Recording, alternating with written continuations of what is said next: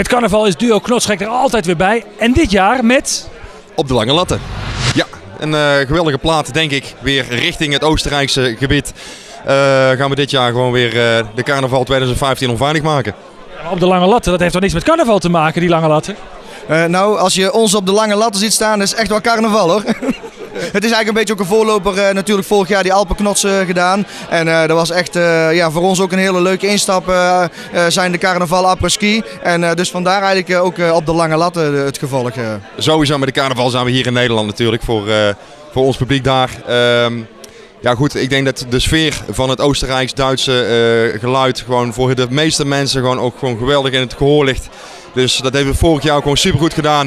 Ik denk dat we daar dit jaar wel mee afsluiten. Dus dat we volgend jaar gewoon weer met iets anders gaan komen natuurlijk. Maar dat we dit jaar gewoon lekker hier door Nederland gaan crossen met de carnaval om de mensen daarmee te verblijden.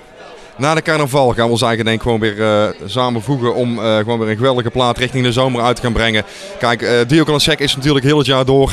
Feest en partijen doen we gewoon altijd heel het jaar door. Dus dan moet ook de muziek daarna zijn. Dus ook richting de zomer zal er weliswaar weer een zomersingle komen.